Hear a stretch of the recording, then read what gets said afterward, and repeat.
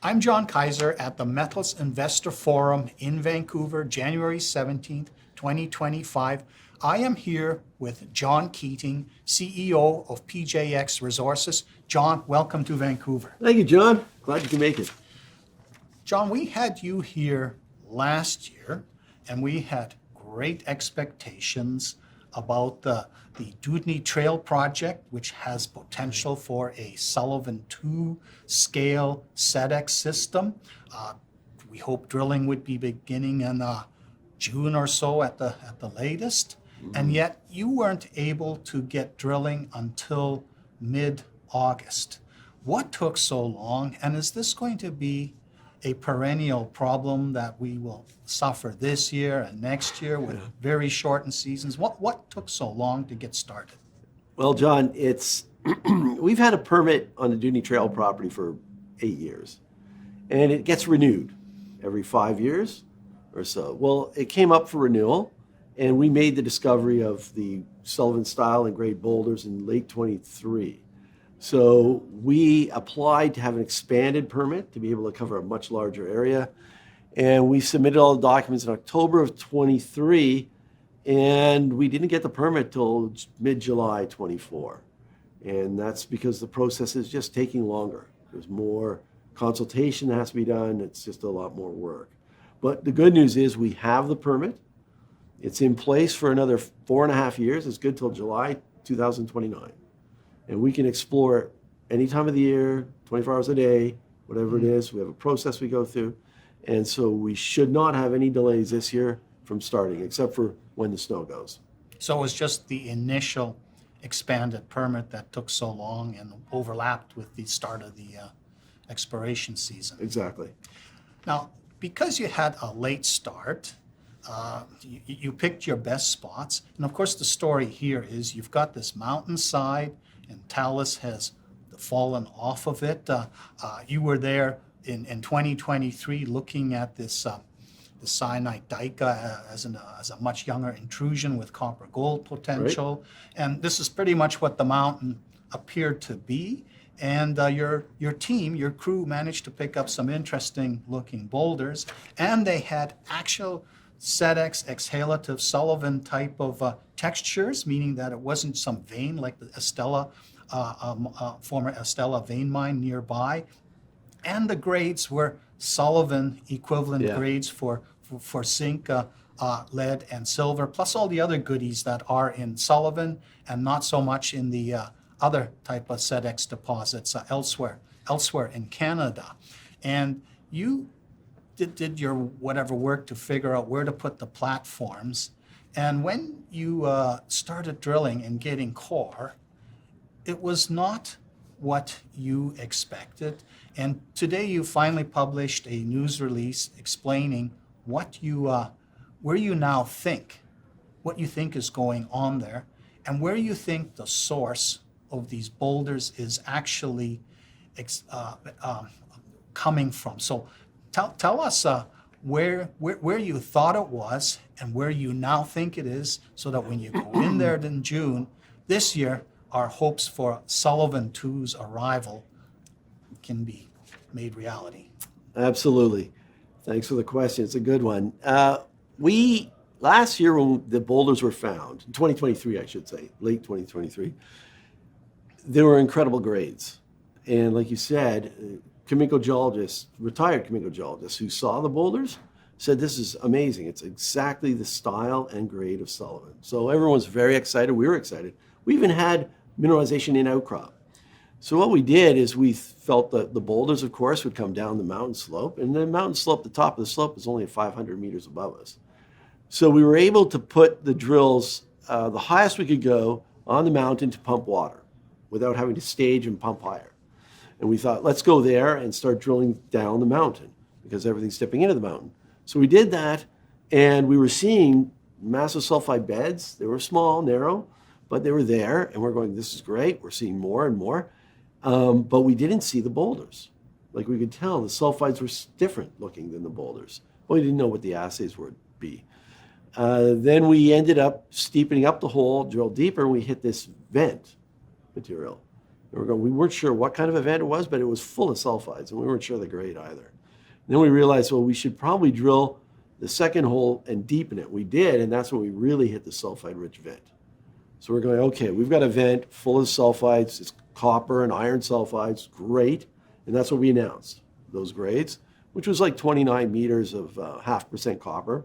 But a section in there for 2.5 meters had 4.8% copper, plus all the other goodies. There's some zinc, lead, and almost zinc, lead, even some gold in that, which is unusual for these kind of deposits.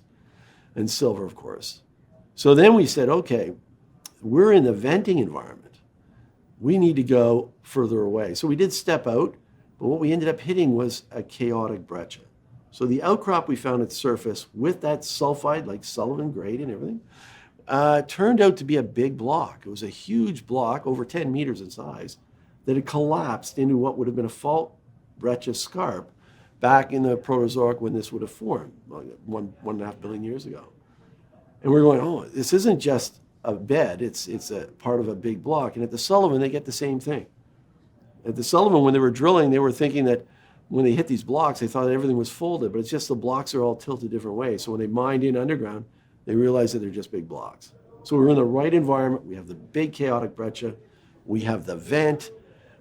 The vent is a hotter system. It's got copper and iron, a lot of copper and iron. We need to go out further because the lead zinc portion that would be the boulders come from one of the first events they feel. This is the theory on these. Zinc and lead comes out first. The system that's at depth that's plumbing all this is rising, and it becomes hotter. And then you get copper and iron replacing your lead zinc. So we know that the lead zinc boulders are there. We know that they exist on this mountain slope. We have to go away from where we're in the vent. And so in our drilling, we hit 3 horizons, which have a lot more sulfide mineralization than the other rocks. And some of them look really good. The grades have come back. We're getting 4%, 3% zinc, plus lead, plus cadmium, silver, cobalt, a little indium, some even gallium, germanium. So we know it's similar to the Sullivan, and we have to go further out away from the vent is what it has to be. Mm-hmm. And that's either higher on the mountain, which would be equivalent to the Kootenay King time, which is the Kootenay King deposit 6 kilometers to the south of us, or out on strike with some of the things we've hit in the hole. Now, when you went in there in 2023, you thought much of the mountain was an intrusion, a 200 million year old intrusion that had nothing to do with the layer cake that was laid down in 1.5 billion years ago, which hosts the Sullivan deposit. But when you found these boulders, you say, oh, this is a dike sheet. It's not an intrusion. It's something that came in, managed to be sort of perpendicular to the layer cake and basically hit it. And there's erosional windows, which we can't see because we can't climb up that mountain and prospect it, or it was too late to do that. But these boulders have spilled out of this. So there's some juicy horizon somewhere in there. First of all, did the drilling confirm that, yes, this is indeed just a dike sheet, and is the reason why for the past 100 years nobody clicked on the idea that there's actually something significant here that's Sullivan bedded style as opposed to the Estella vein style? But the other question is, the work that you've done, are we dealing with a tiny Kootenay scale system, which is what the market now seems to fear, or does this still look like a large scale system, possibly even as big as Sullivan, which was 150 million tons? Yeah, the latter is what we're believing. And why? First off, to answer your first question, yes, that syenite dike that was like a veneer on the mountain is absolutely correct. We were able to drill through that and prove that. But in that process of doing that, we've realized that that chaotic breccia that had that nice zinc mineralization in the outcrop was just a big boulder or a big rock, big piece of sediment that had fallen in. And during the folding process, this has all been folded, that chaotic breccia broke apart and the syenite has come up in it. So not only is the syenite a veneer, but the chaotic breccia is a veneer. So everything was initially come up and it's rolled over, and then the syenite came in. But one of the things that's really fascinating is we've been able to identify rocks that look very similar to the boulders or core. For example, this rock here that I have is over 9% zinc. It's over 2% lead. It has, I can't remember what the grams, like 30 grams silver. It has an almost cobalt, cadmium, indium, probably some germanium as well. And there's even a little gold in it, which is unusual for these deposits. But we thought we hadn't hit that. But then we have this rock, this piece of core, which looked very similar. Yeah, looks the same. Exactly. Now this is over 9% zinc. This is only 1.5% zinc. So why is this not the same grade as this? And that's why it's very important not to announce it until we get the results, like we just have. Well, it turns out this is drilled down lower on the mountain underneath, down under the Estella actual workings. All right, we hit this. This is up here at surface. Now, there's no way this horizon is up there. But this horizon on strike, if we go to the south, could be where the boulders are from, and the glacier may have actually moved it there. So the boulders may actually be just south of us in the cirque, or they could be higher on the mountain. Now, in our drilling, we hit many horizons like this, okay? Multiples, and we hit them in 3 periods. So 2 periods down lower under the Estella workings that are dipping to the east, and then 1 period up sort of mid-slope. And then we haven't been able to drill at the top of the mountain yet because we couldn't stage, the snow came too soon, and we couldn't stage the pumping to get up there. But up there is the Kootenai King equivalent horizon from our mapping. So that still has to be drilled. So the boulders could be coming from higher from where we're drilling, so we're going to have to drill that. And like I said, from on strike to the south. So you've got to imagine that's about 400, 500 meters of stratigraphy of sediments that have been laid down on the ocean floor, now tilted, that we've drilled through. And we're seeing all this mineralization stacked in it.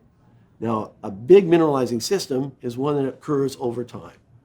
It happens, it goes quiet, it happens again, goes quiet, happens again, goes quiet. And you see that the Sullivan stacked mineralization occurring at one period of time. So this suggests that we have quite a mineralizing system over a long period of time. Now, our soil surveys on the property show that we have zinc anomaly going for 3 kilometers to the north. It's coincident with lead, silver, gold, copper. So a big coincident geochem anomaly for kilometers to the north, and we haven't even done the one to the south yet.